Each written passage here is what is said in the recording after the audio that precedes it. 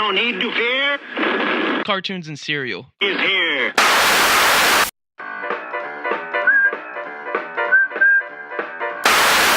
I wanna be the very best, like no one ever. Smash your television.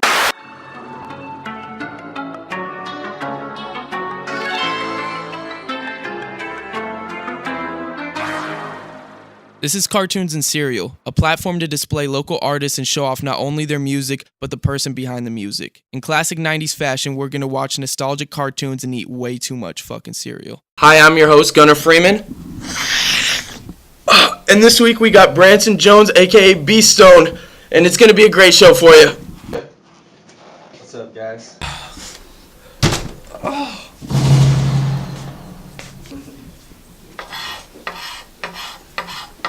I feel like you should try it at some point. If you're gonna bring it up, I feel like it would be a nice thing to try it. I mean, you can't really just tease my dick like that. Alright, dude. I'm gonna crush it up really far. Fuck, you really doing that shit? Oh, shit. This man's ambitious. That's a fuckload. That's a fat. Yeah, oh god. Cinnamon. Hit that shit! Oh shit! Yo, that tastes good. Oh shit! Holy fuck!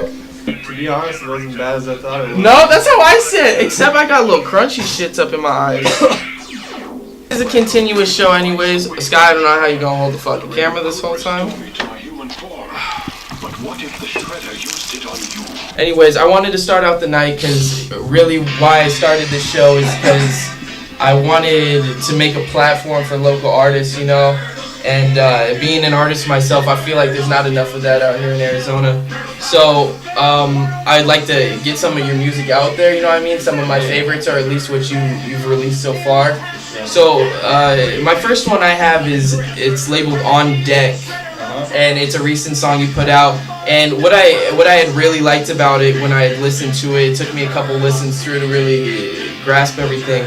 But you came through as a fan of yours already with a really different flow. It felt really new age and dicey and like Fun verse. that's tight. I could tell you had fun with it for sure. Like what I had written down is that intro. You come in killing it already. Like it's very electric. So I can tell it's definitely a fun verse to write and perform. Yeah. Do you think you could ever perform that song at maybe like a show or? Yeah, without a doubt. I like that verse because I wrote it in one like tempo, but on the song produced by Rex, there were some parts where like I took the line and I went with the slow flow and then back into the fast flow.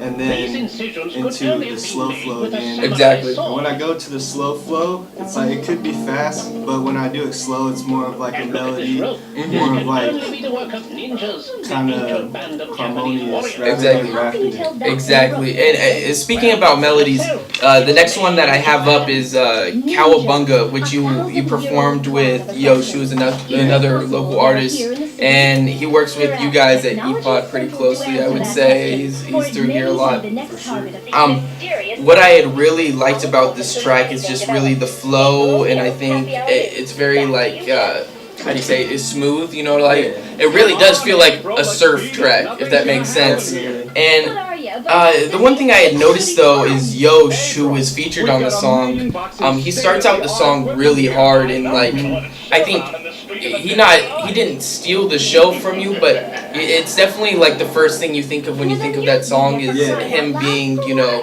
how hard he came into that song. And I think that's shitty only because as you listen to the song more and more, I can tell you have like a hidden gem in the last part of the song. Do you think, when you listen to the song, do you think your verse matches what Yosh had put down, or do you think you would redo it if you could? Honestly, dude, when I came through that day, Yosh had already had a verse that he wrote, and it went on Jake's beat, and he was like, asked me if I wanted to hop on it, and I happened to have a verse. so I kind of just threw it together. Okay, for sure. And there's a couple lines that like correlated. He said something about like how many stones do I gotta polish before they're diamonds. Yeah. And then I had a line where it's like, test a stone in his word, a diamond in the rough from the zone with the dirt. Oh shit! And then he said something about cowabunga. Yeah. I ended my verse with hit him with that new wave surf. Oh So, shit! yeah. Yeah. Okay. When you put those together like that, it really does mesh a lot. It Yeah, mesh a lot it was better. more so like our verse content had synchronistic little lines in there. Almost like you wrote it together, but you did Yeah, it. but we didn't. It was completely separate verses. Let's see. And I think the last track that I wanted to mention, because I don't want to spend the whole time talking about tracks, is before I even talk about the track, I think as an artist, your emotion and your confidence shine more than emotions actually. Like your confidence, and you always come through with some spiritual, peaceful, optimistic type shit. And I had noticed that as I was listening to your shit. But I came across your song Lion Soul, and I feel like to me that's the most emotional song I've ever heard you perform, even if it's not all cry Stanny and shit like that, you know what I mean? What was something that inspired you to make a track like that, especially who was dedicated to your brother, right? For sure, yeah. I believe on that day it was my brother's birthday. Talking about who it was inspired by again, your brother, how much do you think the passing of your brother inspired you to do music at all? I would say that's like the fact that I kind of got into rapping while he was still here, and I had showed him a couple tracks, and that happening kind of just made me say, fuck everything, fuck what anybody thinks of me doing what I'm doing. Like anything I do musically is like a dedication to him, and I'm just trying to like make him proud. Yeah, for sure. I mean, So I think definitely it has like pushed my music and pushed me to propel it, like give my 147%. Oh shit, it looks like it's that time of the night. Damn. It is the breakfast eating contest. Ready, set, go! Oh shit.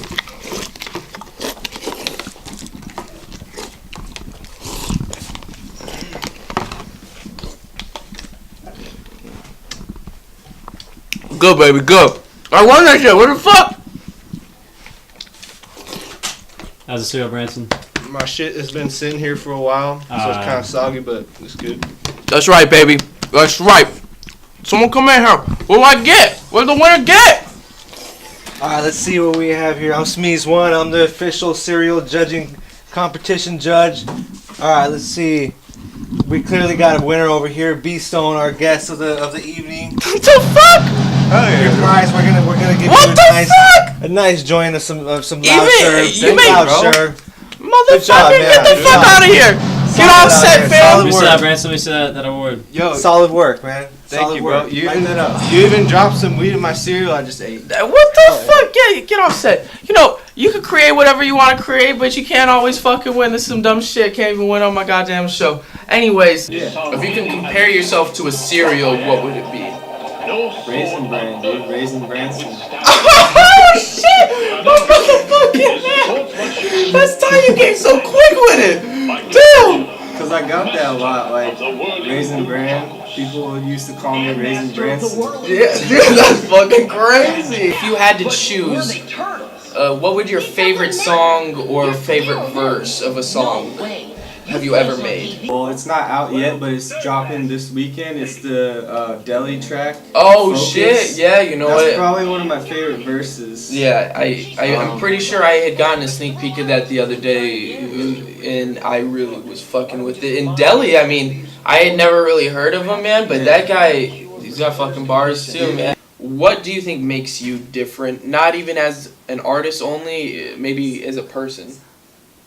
I mean, as an artist, I'm gonna have to tell people to go see for themselves. Hey, that's right, baby. Go to Instagram and type in Elevated Stone, or go to SoundCloud.com and type in ePod Tribe. That's right, baby. You can just click play and fucking realize how we're different. Coming from jazz, you know, they consider Kendrick's not to kill a butterfly, whatever the fuck it was. Pimp a Butterfly. To Pimp a Butterfly. They label that as a jazz and rap album. Do you know what I mean? Like, so The freestyle component. yeah, right. Like of they jazz. have those Yeah, it's all like- yeah. Definitely has a jazz effect to it. Exactly. So I definitely agree with what you were gonna say. And my last question for the night, even though it's been a joy talking to you, what would your best 2017 look like? My best 2017 look like. What would you, as 2016 was a great year for you, and I know that from talking to you tonight and other nights.